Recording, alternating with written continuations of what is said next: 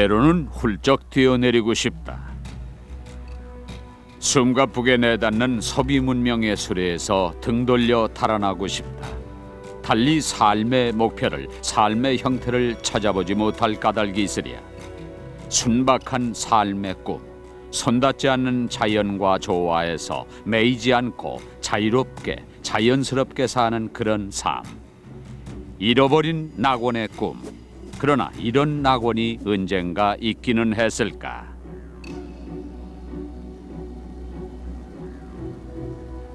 여기는 오스트레일리아 복판에 있는 아이어스 로크.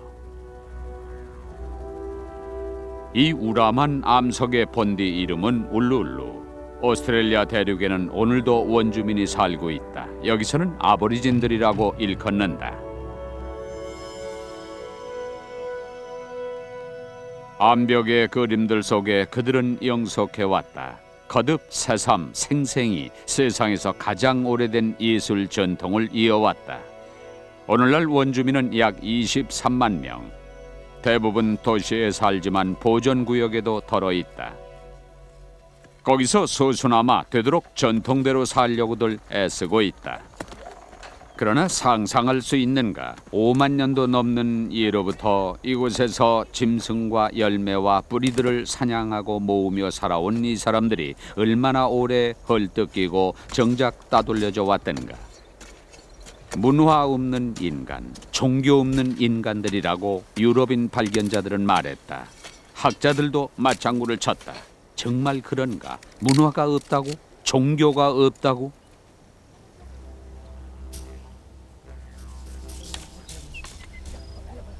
하기야 이 사람들의 많은 행동 방식이 우리네와 워낙 다르기는 하다. 하지만 그래서 그들은 우리보다 나쁜 사람들인가? 원주민이야말로 오히려 당당히 말할 수 있으리라. 문화인이라는 당신네는 농경과 축산을 개발했답시고 동물을 100만 마리씩도 떼죽음시키는구려. 자연인이라는 우리네는 그런 짓 안 한다오. 숲을 베어낸 적도, 땅속을 옮겨낸 적도, 사유재산을 차지하려 한 적도, 잡아먹기만을 위해 가축을 기른 적도 없다오. 오스트레일리아는 크기가 유럽만한 섬 대륙이다. 빙하기에는 아직 뉴기니아와 타스마니아, 인도네시아와 아시아 남단과 한 덩어리 땅이었다. 이를테면 육지 다리들이 이어져 있었으니 남아시아에서 이리로 오기도 몹시 어렵지는 않았던 셈이다. 빙하기 후에 해면이 100m쯤 높아짐으로 해서 비로소 오스트레일리아는 떨어져 나갔다.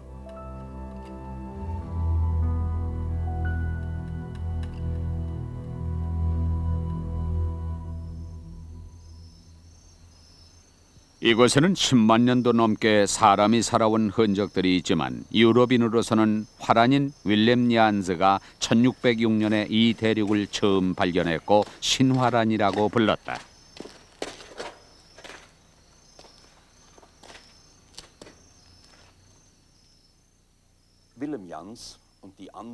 윌렘 얀즈 같은 발견자들은 확실히 낭만파는 아니었습니다.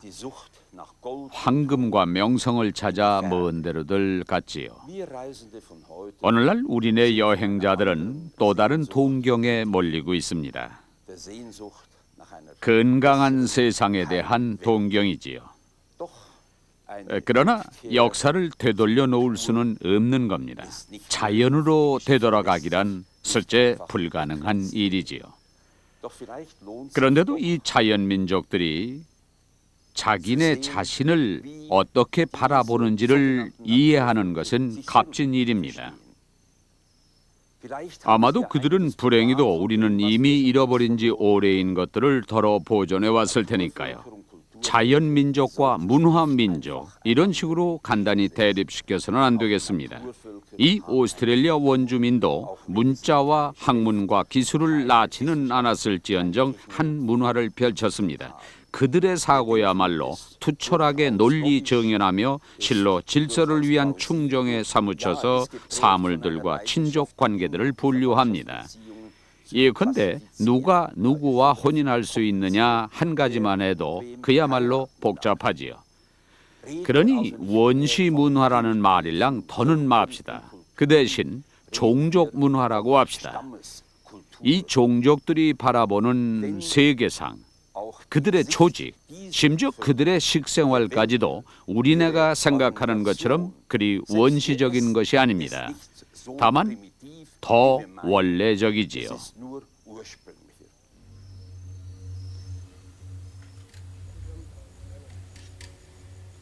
남반구 최대의 건조지대인 이곳에서 살아남자면 자연을 속속들이 숙지해야 한다. 이곳 사람들이야말로 자연에 통달한 사람들이다. 일찍이 오스트레일리아로 건너오던 시대에 이미 석기와 연장들을 가져왔으며 불을 알고 있었다.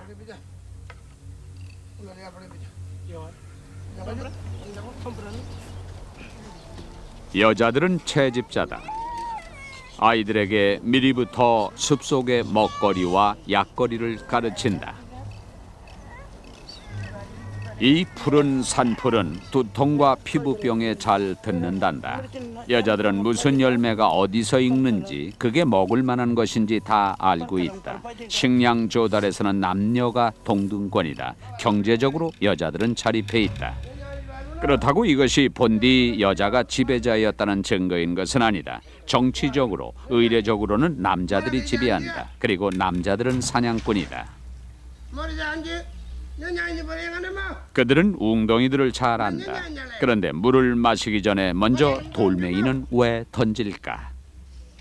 자연을 두려워하기 때문이다. 물 신령께 허락을 묻는 것이다. 한갓 미신일 뿐 무엇보다 하나의 확인이다. 사실 물에 독이 있을 수도 있고 지난번과는 달리 어느새 웅덩이가 잦아들었을 수도 있으니까 여기서 자명한 것이란 없다.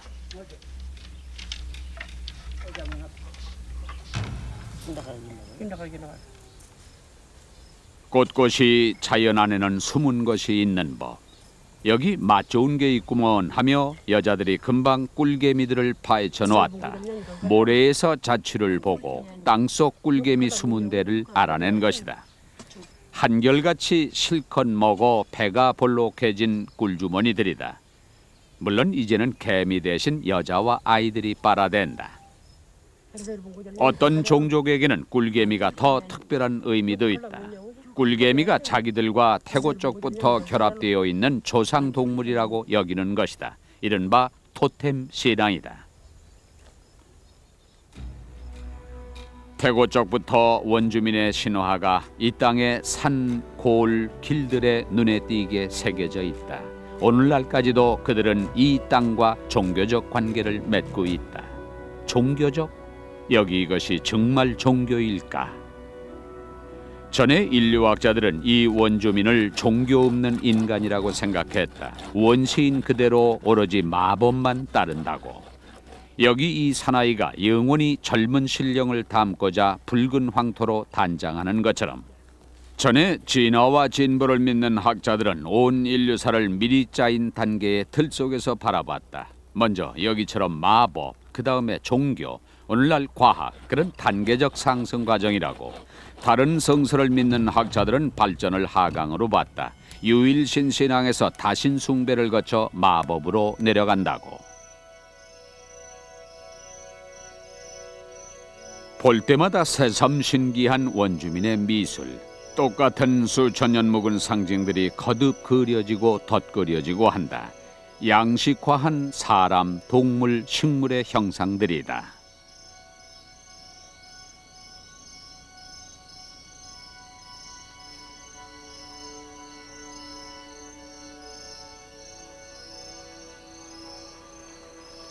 태고부터 이 땅을 누비며 떠돌던 길들이 여기 표시되어 있다. 동그라미는 웅덩이, 야영지, 아궁이 자리들을 가리킨다고 한다. 줄은 길, 창, 번개 따위를 나타낸다고 한다. 여자의 허리 감는 천. 그러나 이런 것의 깊디 깊은 의미는 함부로 발설하는 게 아니라고 한다.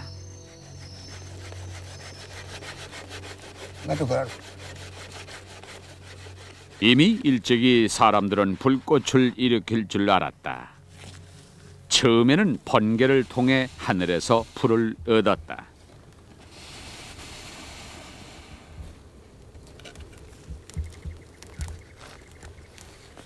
그런데 오스트레일리아 원주민에게 하늘이란 무엇일까? 그들에게 유일신이 있을까? 죽지 않는 하나이신 큰아버님이라는 분을 믿는 종족들이 있다. 그러나 성서의 하느님과 같지는 않다. 아내와 자식도 있다. 아무튼 그는 저 아래 땅에서야 무슨 일이 일어나든 아랑곳하지 않는다. 그러니 무슨 천상신이나 신들을 기도와 노래와 제사로 숭배하는 일도 없다. 그럼 이 땅은 어떤 큰 힘들이 있어 꼴지었을까? 태초의 조상신령들이 이 땅에서 사람이나 짐승 모습으로 생겨난 그들이 광대한 이 땅을 유랑하는 도상에 그 풍경을 꼴지었다고 한다. 언덕, 산, 길, 웅덩이들을. 그리고 짐승들과 사람들도 만들었고 땅을 종족 무리들에게 나누어 주었다고. 유럽인 학자들은 이 모두가 몽상시대에 일어난 일이라고 말했다. 그러나 이 사람들에게 태초는 몽상적인 비현실이 아니다. 영원한 생명력으로서 오늘날까지 현존한다. 그래서 원주민에게는 자연이 초자연적 신비들로 차 있다. 이 자연에 맺어진 종교로 말미암아 그들 모두가 영원 속에 뿌리박고서 자기 정체를, 높은 인격 가치를 의식하고 있다. 3만 년도 넘는 옛 유골들이 종교적 장래에 특정한 신앙관이 숨어 있음을 증언한다. 울룰루 둘레에 사는 아낭구족이 말하는 추크루파. 처음부터 조상 신령들이 주신 율법이라고 한다. 추크루파는 종교, 윤리, 의례를 온 생활 방식을 망라하는 규범이다. 여기 이 사람이 한 이야기를 해준다. 아낭구족에게는 오늘도 생생한 이야기. 거대한 암뱀 쿠니아가 숫독사 리루와 싸운 이야기라고 한다. 울룰루의 남쪽에 옛날 예적부터 얘기되어 오는 그 깊은 자취가 남아있다고 한다. 그 옛날 예적 쿠니아가 울룰루로 알을 낳으러 왔을 때 그 조카가 리루 독사 떼를 놀린다고 그들이 그에게 창들을 던졌죠. 바위에 난 구멍들이 오늘도 그것을 증언하고 있다고 한다. 창 하나가 명중하여 치명상을 입혔고 쿠니아가 그 얘기를 듣자 슬퍼하며 몹시 화를 내는데 그걸 보고 리루의 한 싸움꾼이 비웃기만 하지요. 앙심이 찢어진 쿠니아가 벌떡 일어나 춤을 춥니다. 독이 든 침을 모래에 내뱉고는 숫뱀 리루를 향해 다가가죠. 분통을 터뜨리며 도마목을 치켜들어 내리칩니다. 처음엔 가볍게, 다음엔 죽도록. 오늘도 눈에 띄는 싸움의 자취들.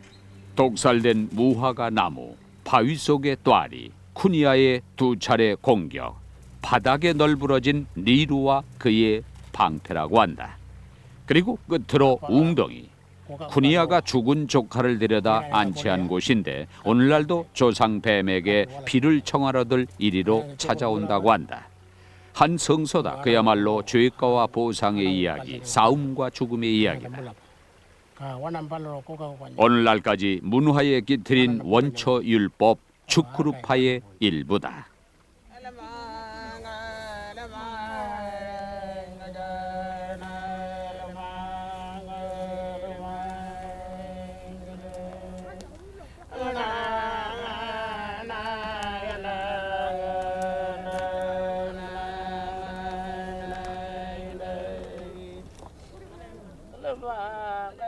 의례 이런 옛 이야기들이 노래와 춤으로 거행된다. 그런데 왜 이 여자들은 황토와 진흙과 재로 몸에다 그림을 그릴까? 새로운 피부로서 다른 인격으로 변신하여 춤추기 위해서다. 모두가 예식행위다. 노래 부르기 없이는 그리지 않고 그림 그리기 없이는 춤추지 않는다. 매혹적인 모습으로 여자들이 남자들과 엄격히 떨어져서 성인식 춤을 준비하고 있다. 원초 시대와 원초 율법에 관련된 신비스러운 상징들을 그리는데 수줍어하며 좀처럼 설명해 주지는 않는다.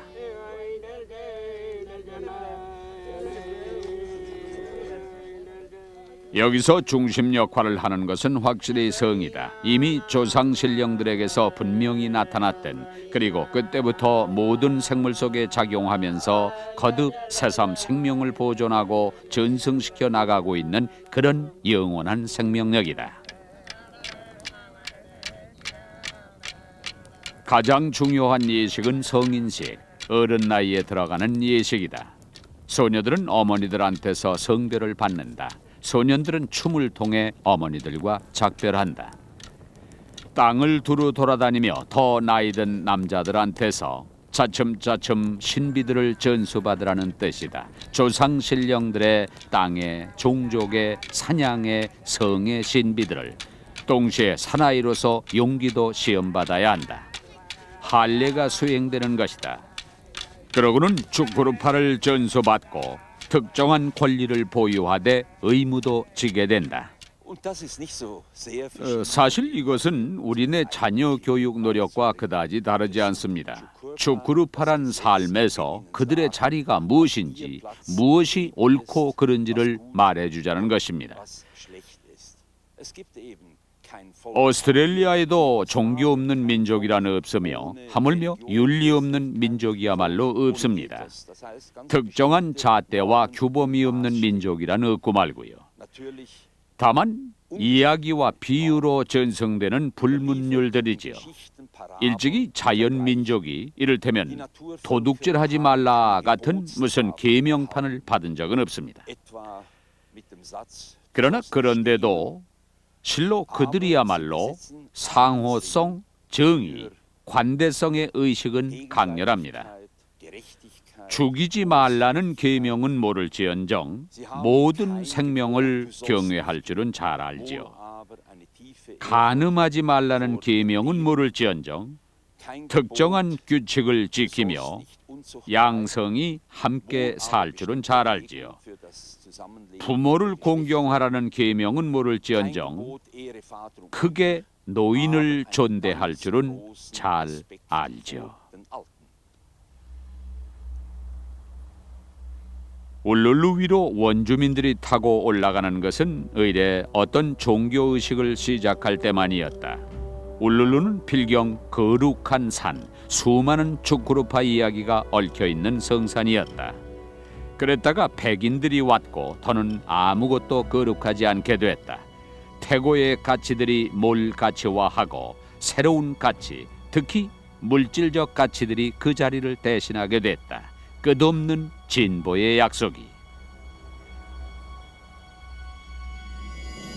첫 백인은 저 영리한 발견자 쿠쿠 선장. 그가 첫 번 세계 일주 항해 중에 오스트레일리아의 비옥한 동력당을 발견했다. 그러고는 백인들의 침입에 뒤따른 땀과 피와 눈물의 200년을 누가 모르랴.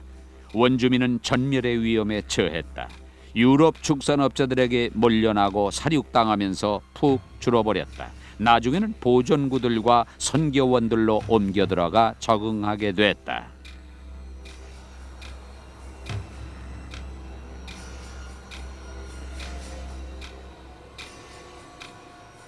원주민의 땅은 유럽인의 법에 따르면 무인지대로 간주됐다. 단숨에 국토로 선언되고 분할되고 글자 그대로 식민지가 돼버렸다.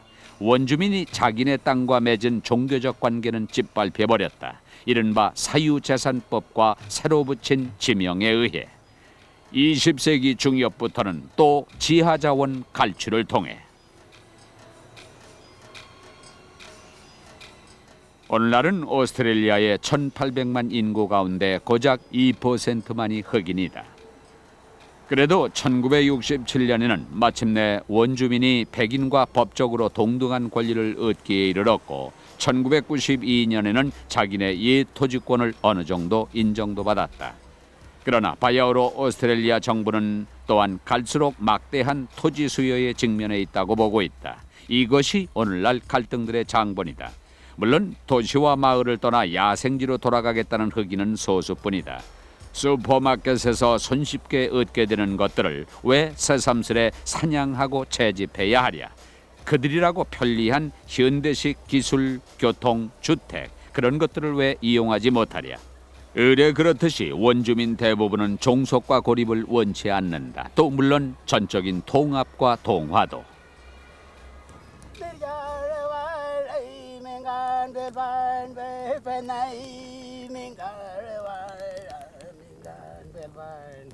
조니 푸숨 저플제리도 현대생활의 성취에 동참하는 동시에 자기 자신으로 남아있고 싶어한다. 그는 자기 태생이 푸숨이라는 한 작은 조상동물에 정신적으로 속해 있다는 것을 소중한 일로 여겨 마지 않는다.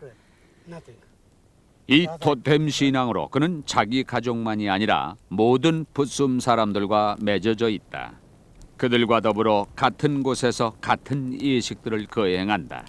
동족 누구나가 특정한 이 전통에 대해 특별한 책임이 있다고 한다. 푸숨 사람으로서 그는 아주 개인적인 푸숨 이야기도 가지고 있다. 여기 모래에다가 우리를 위해 그려 보여준다.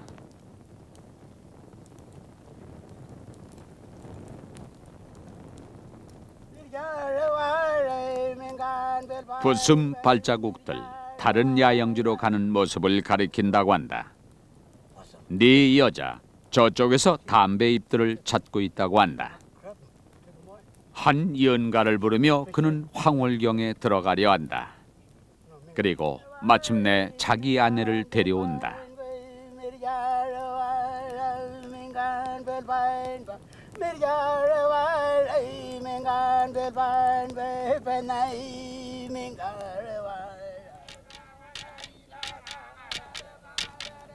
이런 푸숨 이야기나 두 종족 간의 웅동이 다툼인 여기 이 푸숨 춤은 무엇을 말해주는가? 많은 원주민에게 이 오래된 신화, 예식, 상징들은 현대 문명과 모순되는 것이 아니다. 그들은 거기서 민속이나 향수 이상의 것을 본다. 그래서 생생하게 간직하고 싶어하며 옛 이름들과 성서들도 보존하고 싶어한다. 그러나 자기네 문화가 크게 변모하는 와중에서 많은 원주민이 이 모두가 언제까지라도 고유한 문화적 정체로서 참으로 다양한 세계관, 대안적인 삶의 방식으로서 지속될지 자문하고 있다. 또 사실 이것은 비단 오스트레일리아만도 아니고 온 세계의 원주민들에게 해당하는 물음이다. 뉴질랜드의 마오리, 캐나다의 이누이토, 남북 아메리카의 인디언, 러시아 습지대의 네네트, 중국 북방의 몽골, 일본의 아이누.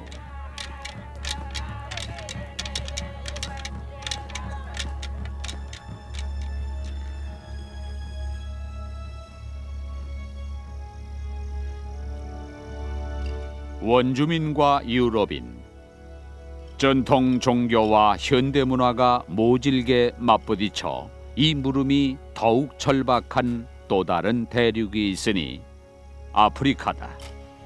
이제 우리는 지리적으로 또 정신적으로 엄청난 너비뛰기를 해야겠다.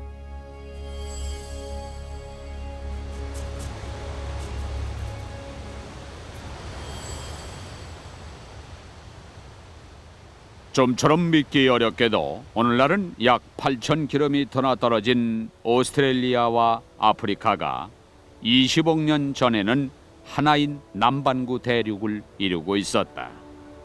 인도, 뉴질랜드, 남아메리카, 남극 대륙과 함께 이 거대한 땅덩어리가 약 1,300만 년 전에 쪼개어져 멀리 표류해 갔다. 그 뒤로 오스트레일리아와 아프리카는 서로 뚝 떨어진 대륙이다.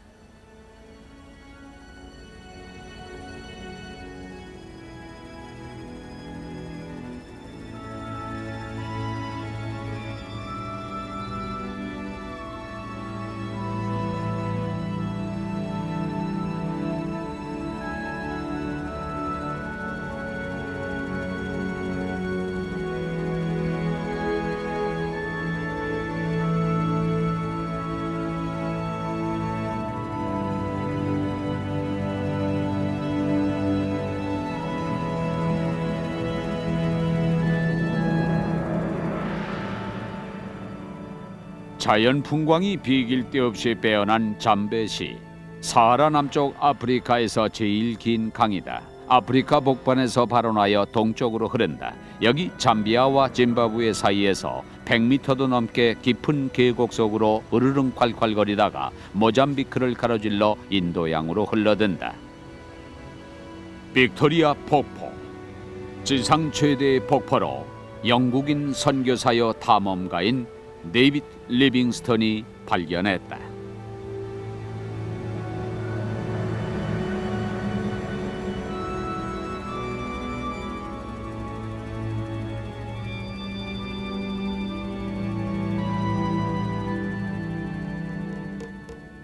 이 광경을 바라보면서 냉정한 편인 이 영국인 자신도 천사가 날고 있다며 놀랄 수밖에 없었다고 한다.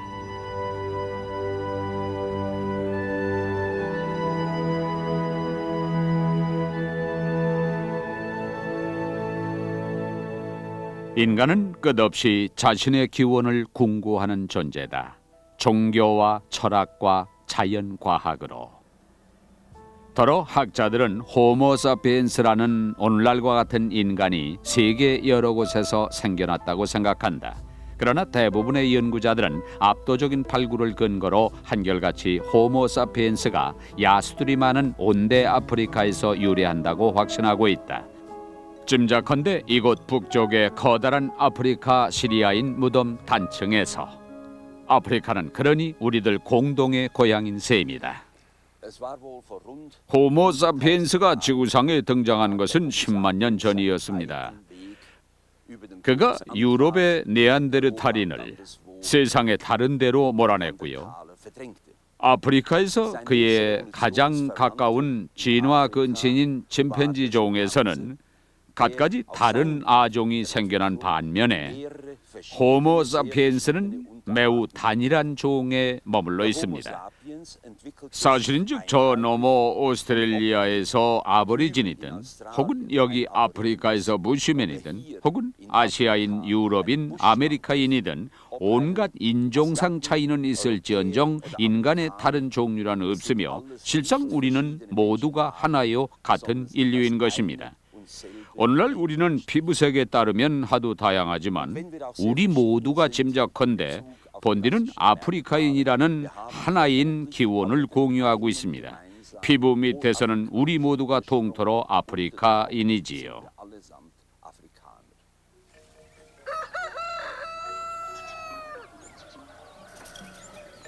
여기 잠베시에도 남아프리카 어디에나처럼 수렵 채집인이 존재해왔다.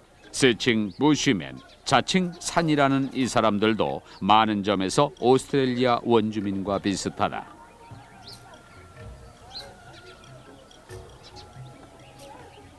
그러나 오스트레일리아와는 달리 아프리카에는 수천 년 전부터 이미 농경, 목축인도 정착된 마을과 문화를 가지고 존재해왔다. 여기서는 반투라고 부르는데 그냥 사람이라는 뜻이다. 그들이 북쪽에서 밀고 내려와 5세기와 10세기 사이에 산들을 몰아냈다. 대개는 사막들로. 농경, 목축과 더불어 사유재산도, 이른바 의로운 전쟁도, 다수 위에 군림하는 소수의 지배도 따라왔다.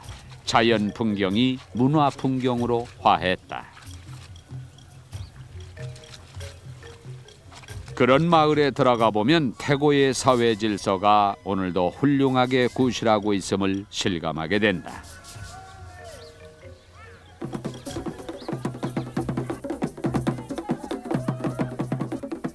여기 짐바브웨에서 그리스도인을 자칭하는 사람은 절반도 못 된다. 그러나 모두가 무왈이라는 유일신 창조자를 믿고 있다. 그러나 흔히 거기에 아프리카 전통 종교성이 섞여 있다. 먼 창조신보다는 가까운 인간인 조상들에 대한 관계가 그 중심이다.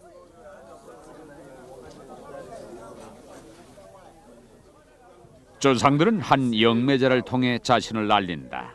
영매자만이 화난 영들을 누그러뜨리거나 흐뭇하게 하거나 몰아낼 수 있다. 기도, 노래, 춤, 제사를 통해서 이를테면 이 즐거운 추수감사제 때처럼 염소를 제헌함으로써 이제 영매자에게서 조상신령 자신이 나와 깊은 목소리로 말한다. 감사를 요구하는 것이다. 사람들아, 너희가 내게 와서 비를 바라더니 이제 비를 얻어 잘 거두어드리게 되었느니라. 그러니 우리가 너희를 위해 행한 바를 소중히 여기거라. 이어 내려온 그대로 살도록 하라. 민중이 비를 내려준 이에게 대답하며 외친다. 이제 염소를 바치겠나이다. 실상 처음에는 망령들이 아슬아슬하게 심술을 부리며 이리저리 애돈다. 그러나 합당한 이식들을 통해 보호하는 조상들로 모셔드려진다. 땅은 조상들에게 속한다. 조상들이 산 사람들의 안녕을 책임지며 건강과 비와 좋은 수확을 선사한다. 그러나 이제는 희생 제물을 바칠 때다. 협조자들이 준비하고 있다가 신성한 잔인한 일을 수행한다.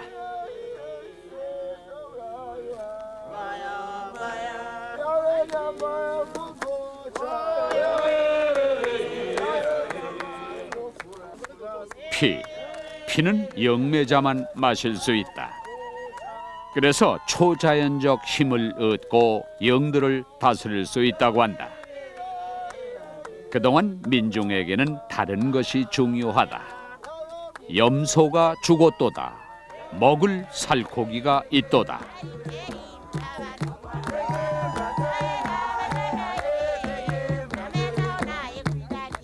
게다가 빚어놓은 술도 있다. 두루 돌려 마신다. 연대성의 표지다. 그리고 연신 춤을 추고 추며 즐거워한다. 제물을 바쳐 영들이 온순해졌다면서.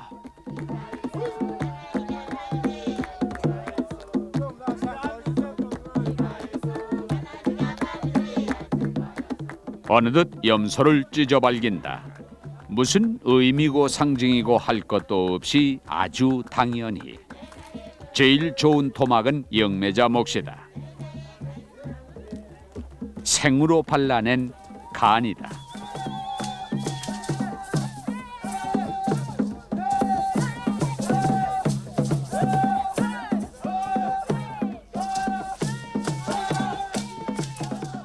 그리고 끝으로 물을 뿌린다. 이제 영들은 조용히 있을 수 있다.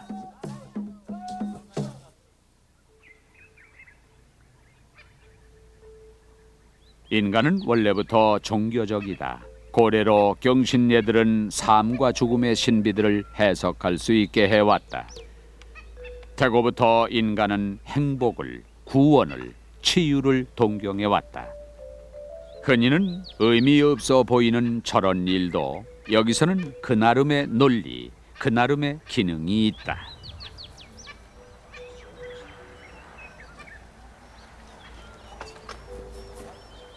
성서에서도 병들이 여러모로 영들에게 귀착된다. 거기서도 치유 행위는 몸과 혼을 동시에 겨냥한다. 모든 문화에 종교적 치유가 존재한다. 아프리카에서야말로 치유자요 해석자인 여기 이 사람에게로 곳곳에서 사람들이 몰려온다. 깃발로 영들에게 장소를 지시하고 있는 이 사람에게 결함을 치유하고 누가 탓이 있는지를 해석할 영역이 있다고들 믿고 있다. 영들을 몰아내기 위한 성수, 주홍색 막대기.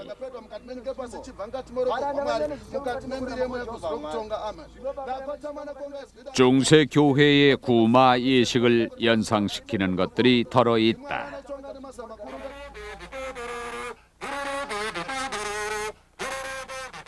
여기서도 여리고의 나팔 소리가 하느님 당신의 치유력을 불러내린다. 짐바브웨만 해도 이런 영역 치유자, 박수 의원, 구마 박사들이 5만 명이나 있다. 이 여자는 다른 사람에게 해를 입혔다며 마녀임을 자백한다. 치유자가 영들에게 호통을 친다. 대개는 최면 중에.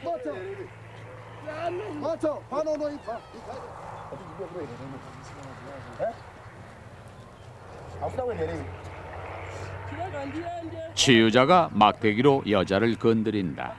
그리고 성수를 뿌린다.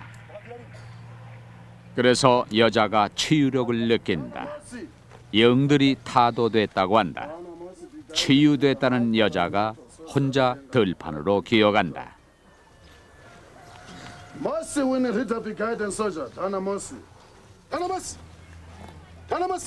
이 두 번째 여자는 심장과 위장이 아프다는 환자다.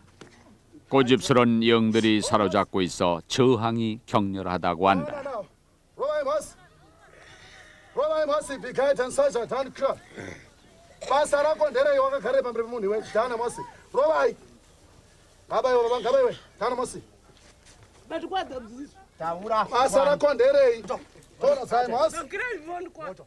모질게, 몹시 모질게 여자를 다룬다. 그러나 소금물 성수로도 불쌍한 여자를 치유하지는 못한다.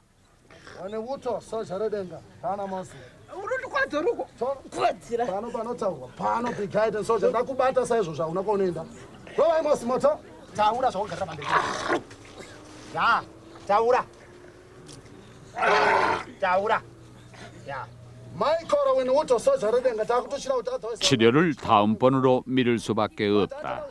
보다시피 치유는 자동적으로 일어나지 않는다. 치유자의 막대기도 요술 지팡이는 아니다.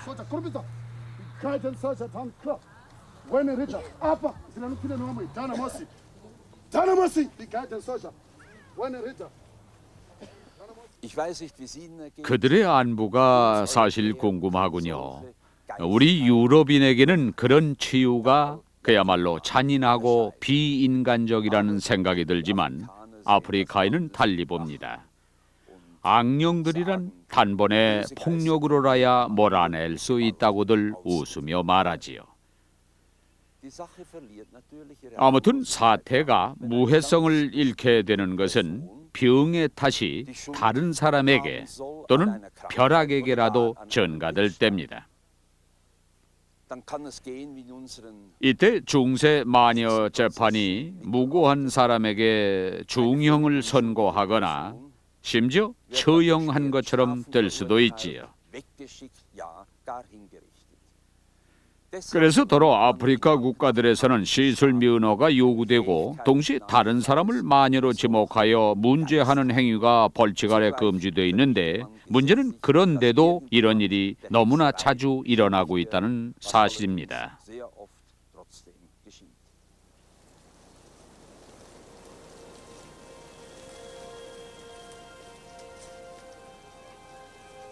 선입견이 아직도 널리 퍼져 있다. 식민지화 전에 아프리카 흑인은 야생인이었다고, 문화라고는 없는 생판 자연 민족이었다고. 틀린 생각이다. 아프리카 민족들도 발전을 했다. 오스트레일리아 원주민처럼 오랜 문화유산이 있다. 실은 여러모로 유럽 중세에 비길만한 문화에까지 이르렀다. 12세기부터 16세기까지는 그야말로 흑인 아프리카의 전성기였다. 장차 온 나라의 이름이 될 대짐바브웨. 당시 인구 122만이 살았던 이 대도시로 말하면 사하라 남쪽에서는 확실히 가장 중요한 문화 유적이다.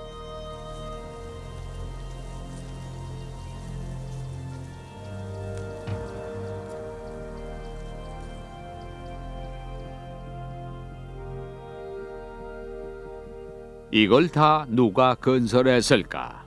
이 놀라운 화강암 건물들을 유럽인들이 발견한 일에 큰 논란들이 있었다. 서바의 여왕? 아랍인들? 페니키아인들? 아프리카 흑인들이었을 리야 없고 말고.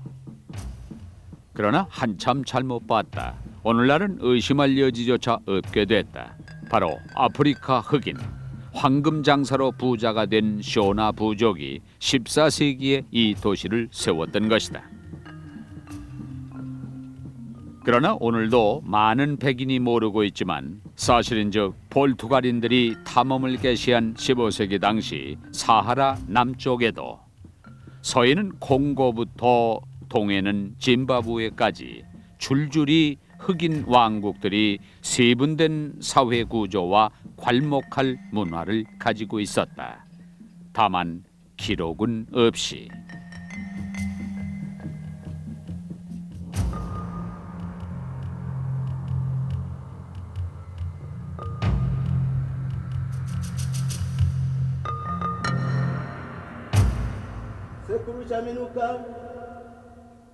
장차 무슨 일이 오나이까?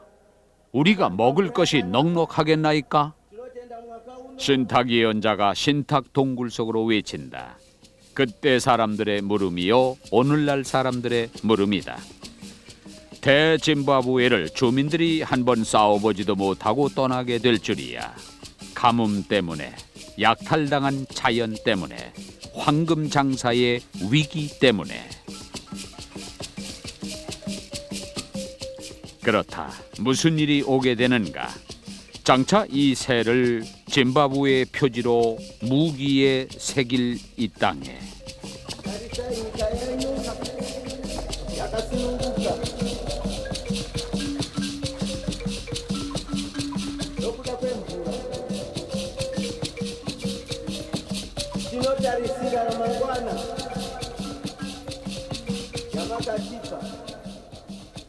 과연 무슨 일이 오는가? 이 땅은 정복당하고 남로데시아라고 불리게 된다. 불라와요. 먼저는 느데벨레의 왕이, 나중에는 영국 총독이 주재한 곳이다. 유럽 외세의 침입으로 말미암아 아프리카의 내적 발전은 16세기 이래 멎어버렸다. 오만한 총독부 건물 정면 뒤에 아프리카인들의 문화적 정체 상태가 숨어 있다. 19, 20세기에는 온 아프리카를 식민 세력이 짓눌러 놓았다. 새 나라님들에게는 흑인이야말로 이 땅의 개발과 근대화를 위해 특별히 값싼 노동력이었다. 그 기초를 세실 로즈가 놓았으니 그래서 나라 이름이 로데시아가 되었다.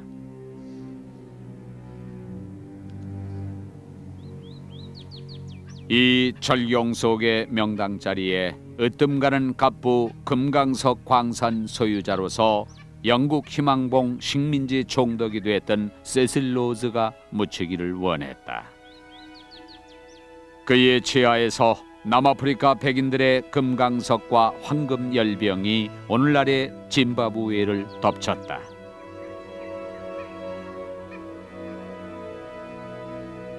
이른바 영국 남아프리카 회사가 광대한 지역을 획득했다. 획득? 그렇다.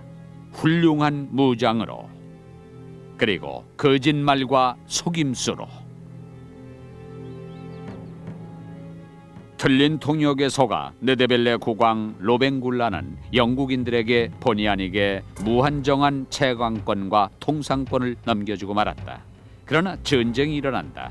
불라와요에서 느데벨레 사람 15,000명이 현대 화기의 총알에 쓰러진다.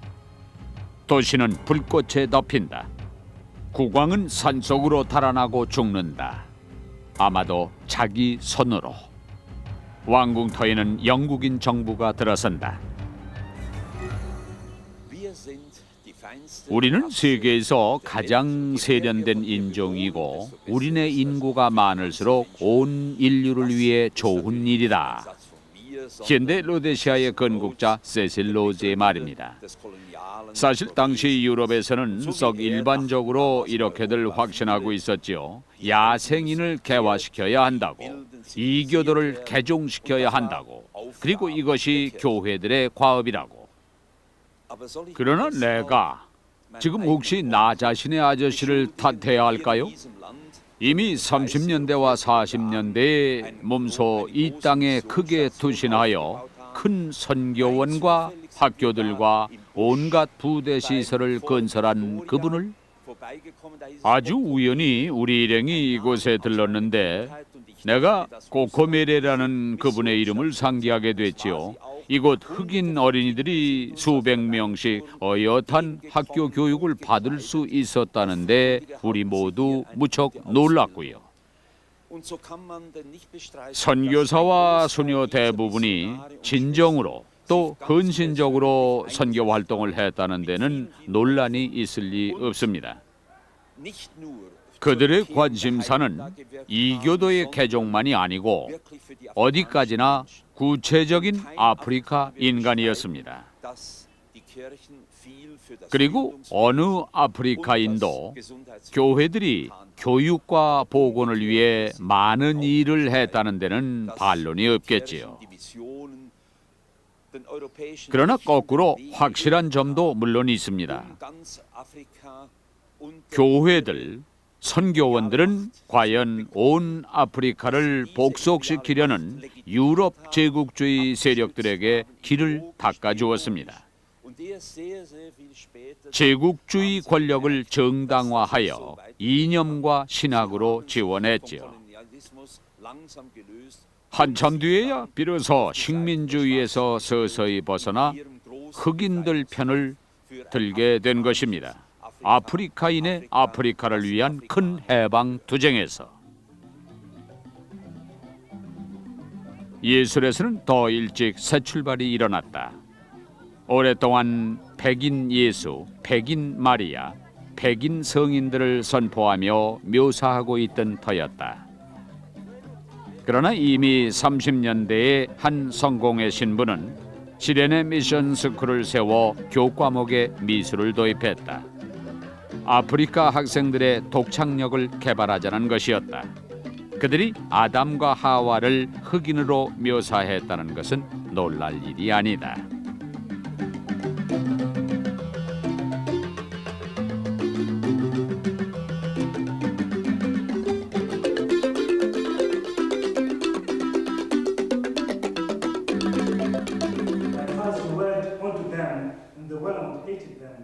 그러나 여기서 아프리카인들의 전례를 보노라면 의아해진다. 이건 생생하게 아프리카식이라기보다 딱딱하게 유럽식이 아닌가. 그리스도교가 문화에 뿌리내리지 못한 결함이 적어도 큰 교회들에서는 좀처럼 해결되지 못한 문제점으로 남아있다.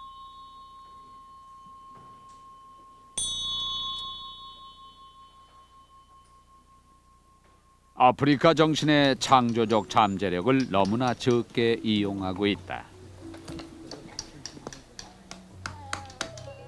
탱게냉게의 유명한 예술학교만이라도 생각해보라.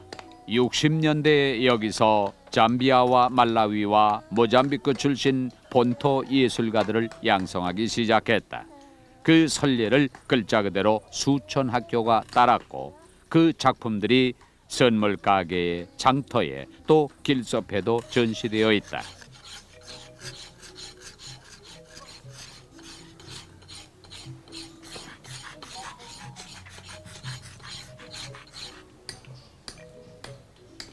더러 국제적으로 이름난 아프리카 예술가도 있다. 그 가운데 한 거장 헨리 문차라 씨는 남달리 유럽이나 아메리카로 나돌지 않고 짐바브웨에 머물렀다. 오늘 우리의 눈길을 끄는 그의 작품은 새로 태어난 아기인데 우선 유럽 인상파 기법을 이용하여 독특한 형태와 비범한 표현력을 가진 아프리카 회화와 조각을 유럽인들에게 이해시키고자 했다. 여기 이것은 착한 목자와 잃어버린 양이라는 작품이다.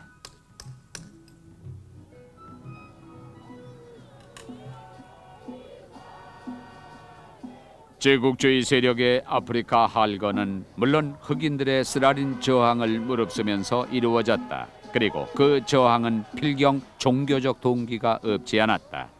19세기에는 공식 대교회들에 비해 신선하게 아프리카 교회다운 그리스도교가 자리잡기 시작했다. 라틴 아메리카가 아니라 여기서 그리스도교 해방신학이 처음 싹 텄다.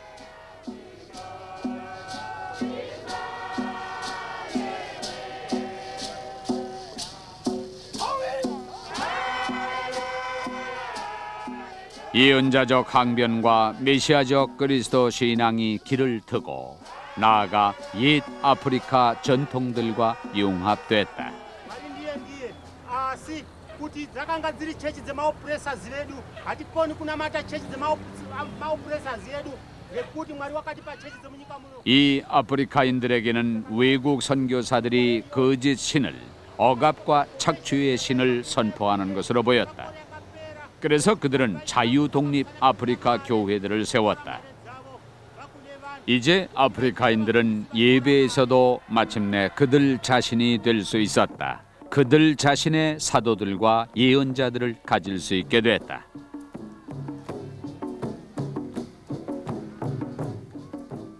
여기 하라레의 와포스텔레스 네거리에 있는 공동체에서는 누구나 그것을 실감할 수 있다. 흑인들은 어린이들도 분명히 유럽식 대교회들의 딱딱한 예배에서보다 여기서 더 자기 집같이 느끼고 있다.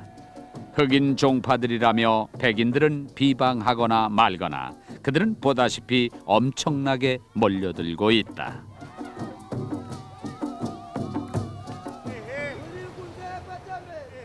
이런 교회들이 각 지역에 따라 흑인 주민의 10%에서 40%를 헤아린다.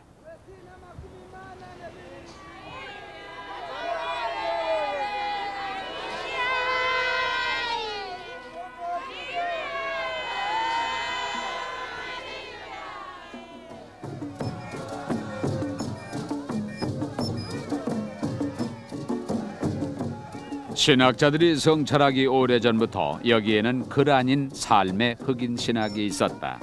그것이 아프리카 노래와 춤들 속에, 아프리카 전례들 속에 살아있었다.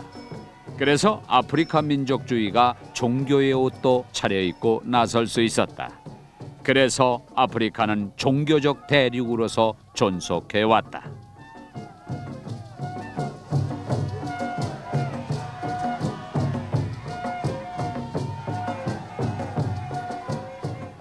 아프리카 6억 5천만 인구가 사는 흑인 아프리카는 온갖 막중한 문제점이 있으면서도 미래가 있는 바야흐로 개발과 투자들을 기다리고 있는 대륙입니다.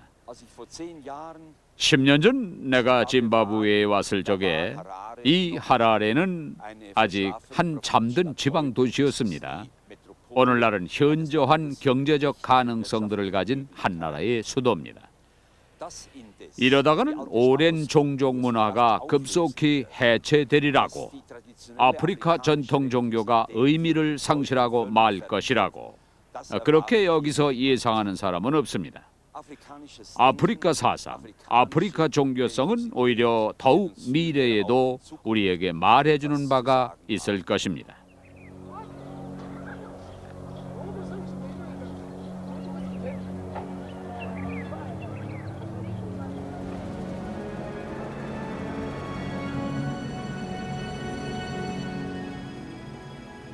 끝으로 흑인 아프리카가 인류 공통의 윤리, 세계 윤리에 특별히 이바지할 것으로서 무엇을 기대하느냐고 묻는다면 나의 대답은 이렇다. 새천년의 인류를 위해 아프리카인들은 그 뚜렷한 공동체 연대 의식을, 그 소중한 전통 가치들을 젊음과 늙음, 진보와 전통이 맺어지며 전체가 아우러지는 그 세계관과 인간관을 유효하게 실현하기를 바란다.